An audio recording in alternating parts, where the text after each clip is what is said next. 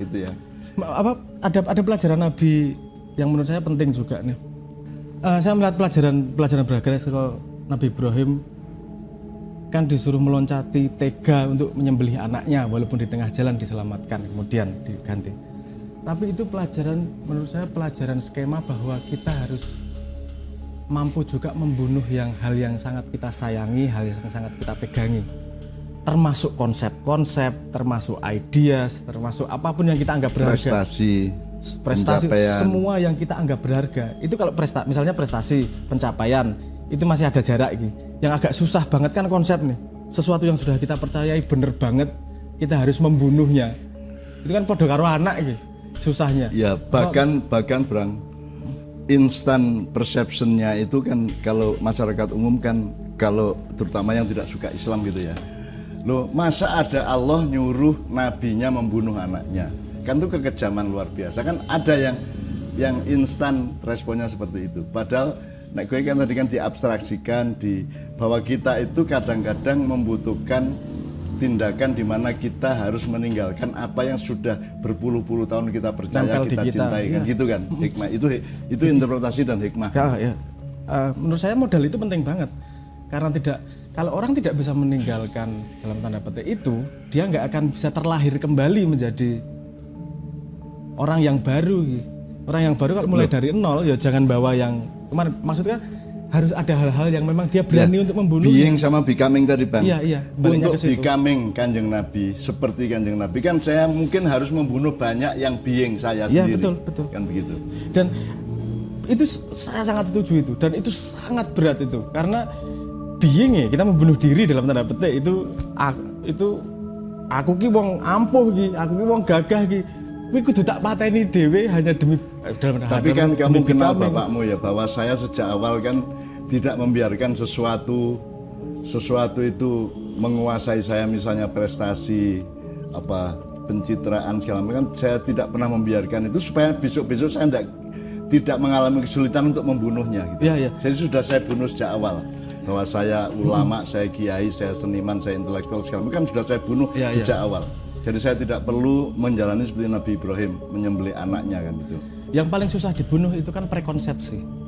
Karena untuk mengenal itu aja kita butuh menggali ke dalam diri. Kalau membuang baju itu memang kita tidak lahir dengan dan tidak hidup dengan itu setiap hari. Jadi rada mudah. Tapi kalau yang kita pakai setiap hari dan yang harus kita objektif jujur sama diri sendiri bahwa itu harus dibuang. Beratnya setengah mati itu harus dibuang. Dan ada teori gini juga.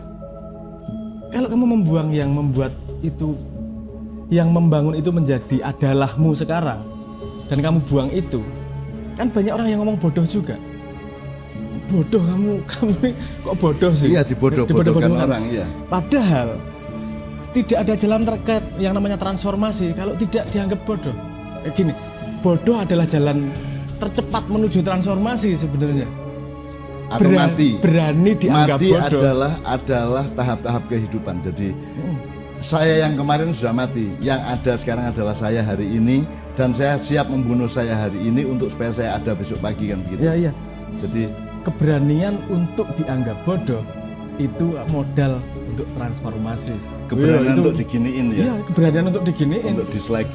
Ya. Tetap ada balance-nya nih. Bukan berarti kemudian kalau dislike-nya 80% terus aku berani tetap bodoh. Jangan yang bodoh adalah memang kita.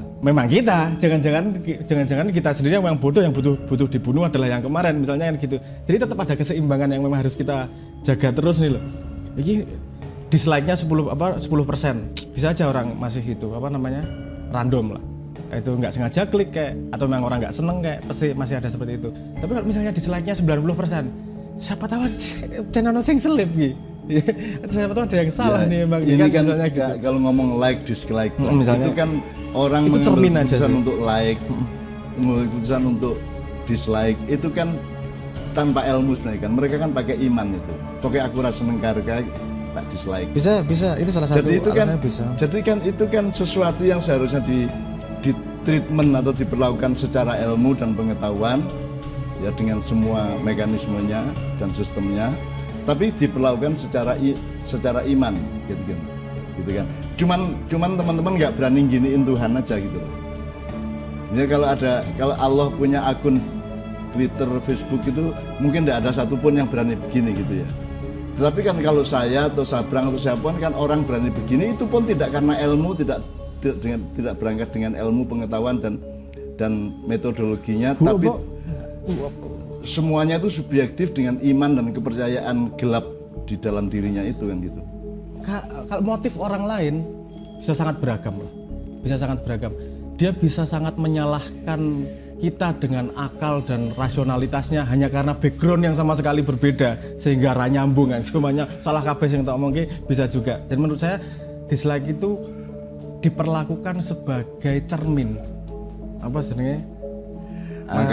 Makanya Brang di Maia kan puncak wirid kita adalah tidak disukai oleh semua manusia di dunia sepanjang zaman wis ora apa-apa wis, ora patheken wis.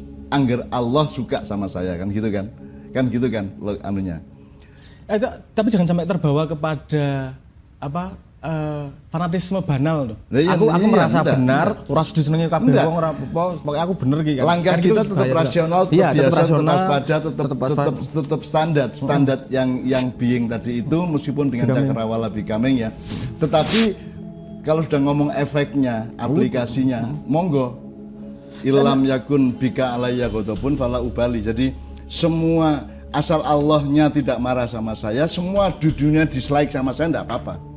Ya tapi itu kan urusan efek, bukan urusan niat dan pijakan dan langkahnya. Justru saya senang konsep Simbah dulu saya ngomong, gue dibandem boto, ditimpuk batu bata, kamu bisa merasa sakit, tapi atau bisa bikin bata itu jadi rumahmu. Menurutku itu konsep penting itu. Untung Allah itu punya bagian dari kegaiban Allah yang bisa dipahami manusia adalah konsep-konsep seperti itu. Jadi misalnya wa ma romaita idh romaita walakin Allah romaita. Jadi kalau saya menimpakan batu ke Sabrang, itu malaikat kan punya speed yang berlipat-lipat dari lemparan batu saya. Nah, malaikat bisa menunggangi batu itu begitu sampai ke Sabrang jadi lotek kan gitu kan, atau jadi roti kan begitu. Bisa. Nah, jadi kalau kita sama Quran itu ndak ada kebuntuan. Semua ada solusinya, semua ada jalan keluarnya. Meskipun yang disebut solusi itu di dalamnya ada rumus-rumus Allah yang juga betul-betul tergantung pada Tuhan gitu ya. Saya senang melihat itu tadi, analogi bahwa ada filter itu tadi. Karena filter yang berakal nih. Karena kemudian gini, yang dilempar batu bata sampai rumah sampai sini nggak jadi lotek pun, nggak pakai mekanisme goib. Karena aku pakai sains nih. Pakai sudut pandang sains nih, nggak pakai mekanisme gaib. Bata udah diboto wes glodak. Tapi perlakuan terhadap bata itu kepada diri kita, itu kan kontrol kita 100%. Tapi saya memahami itu juga rasional dan ilmiah, Bang. Bahwa batu diambil alih menjadi roti, nggak dijajar. Maksudnya saya agen mengganti menjadi roti itu bukan agen luar, agen kita sendiri bisa merubah. Iya. Batu jadi itu kalau saya misalnya gini, malaikat itu adalah stafnya Allah, jadi birokratnya Allah yang ada tingkat lurah, ada tingkat menteri gitu loh, Bang. Jadi ada malaikat yang 8 malaikat menyangga seluruh alam semesta, ada yang ulang-alik bumi langit dalam waktu yang sangat cepat, ada yang mengawal manusia, dan itu kan gradasinya beda-beda, levelnya berbeda-beda, sehingga untuk menunggangi batu menjadi roti itu juga ada satu level dan kualitas malaikat tersendiri yang bagi saya sangat ilmiah gitu, sangat ilmiah ya. Karena memang lo dalam dunia material aja memang seperti itu, ada gradasi. Iya. Apa maksudnya agen utamanya nih loh. Ya. Kalau kita nggak pakai malaikat pun, kita bisa memperlakukan mekanisme itu gitu loh. Dihujat itu bisa menumbuhkan kita, dipuji bisa menumbuhkan kita, dilempar botol dadek ke rumah kita. Itu kan kita sendiri kan tetap bisa memperlakukan semua yang masuk ke kita secara bebas nih. Tidak harus seperti sesuai yang dimaksudkan oleh yang lempar. Kalau kita bisa memanfaatkan itu jadi pertumbuhan.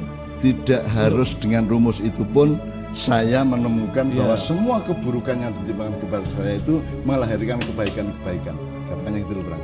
Saya justru berterima kasih karena semua yang mencelakakan saya itu menambah kemaslahatan hidup saya, menambah ketenangan hidup saya, menambah kekayaan hidup saya dan seterusnya gitu loh, Bang. Meskipun menurut saya, Bang, tidak harus pakai peran malaikat dan Ya, rumus-rumus Allah gitu. Iya, maksud saya gitu. Maksudnya Artinya manusia sendiri punya mekanisme untuk punya hak, manusia sendiri punya mekanisme untuk memfilter masuk tuh jadi apa. Iya. Orang lempar tai sampai rumah tak jadiin pupuk, itu kan terserah yang punya rumah nih. Iya. Jadi ya yang kita punya kedaulatan terhadap apapun yang masuk ke kita juga kok. Gitu. Kalau kesadaran itu, jadi kalau naluri utamanya adalah becoming, berarti yang paling penting dalam hidupnya adalah tumbuh kan. Apapun yang dimasuk ke dalam dirinya, asal menumbuhkannya, nggak ada yang negatif kemudian.